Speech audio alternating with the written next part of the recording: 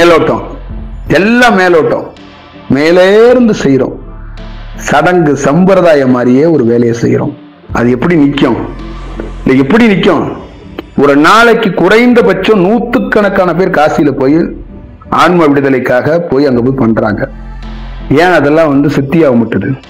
எப்படி சித்தியாகும்? நீயும் வெளியில இருந்து செய்யற, அவனும் வெளியில இருந்து செய்யறான். எப்படா சித்தியாகும்? சித்தி ஆகாது. உள்ள இருந்து அவன் செய்யணும், இல்ல உள்ள இருந்து நீ அழுகணும். ரெண்டு பேருமே மேல இருந்து உட்காந்துட்டு படிக்கட்டுல உட்காந்துட்டு குளத்துல குளிச்சுட்டு போட்டுக்கிட்டு வந்தீங்கன்னா எப்படி சித்தியாகும்? நேரமும் காலமும் கடந்துகிட்டே இருக்கும். உனக்கு இன்னொருத்தன், நீ போயிருவ வேலையை முடிச்சுட்டு, அவருக்கு என்ன பண்ணுவாரு? உனக்கு பண்ணியாச்ச தர்ப்பணம், இன்னொருத்தன் வருவான், அவன் அடுத்தது இன்னொருத்தன், அடுத்தது இன்னொருத்தன். எத்தனை கேஸ் வருதுங்கிறது தான் அவனுக்கு கணக்கு. உனக்கு நான் பண்ணிட்டேன், எங்க அப்பாவுக்கு பண்ணிட்டேன், எங்க தாத்தாவுக்கு பண்ணிட்டேன், எங்க பெரியப்பாவுக்கு பண்ணிட்டேன், நீ போயிருவ.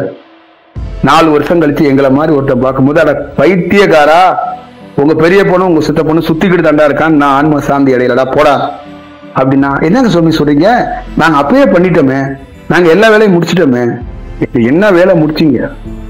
அந்த மாதிரி தாங்க இருக்கு இந்த கதையெல்லாம். பாத்துக்கங்க, இதெல்லாம் ஒரு செயலாக்கமா மாறும்.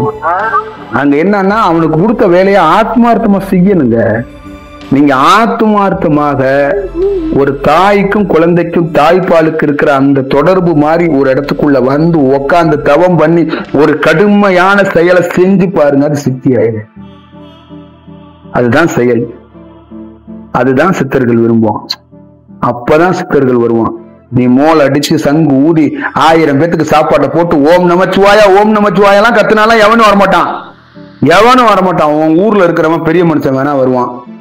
அவனுக்கு என்ன எதிர்பார்ப்பான்னா, உயிர்ல இருந்து ஒருத்தன் கதறணும். வெறும் கண்ணுல இருந்து நீ அழுகுறல்ல, உயிர்ல இருந்து அழுகணும். அந்த உயிர் உள்ள அழுகணும், உள்ள கண்ணீர் துளி விடணும். உள்ள ஒருத்தன் அழுகுறவன அவன் நேசிப்பான். வெளியில அழுகுறது எனக்கு வேண்டாம். நீ வெளியில எல்லாத்துக்கும் அழுகுற, உள்ள அழுகணும், உருகி அழுகணும். உள்ள இருந்து செய். நீ ஆத்மார்த்தமா நினைச்சு இந்த வேலையை செய். உன்னுடைய உண்மைக்கு, உன்னுடைய நேர்மைக்கு வெகுமதிப்பு கிடைக்கும். நீ விடுதலை ஆவ. அதுக்குள்ள அவன் வேற எந்த சொத்து பத்து காசு எதையும் எதிர்பார்க்கல. எத்தனை பேரியா காலில் செருப்பு இல்லாம கூட பெருமானே பெருமானேன்னு பெருமானேன்னு ஓடி வந்தவன் எத்தனை பேர் இருக்கான் பெருமாங்க.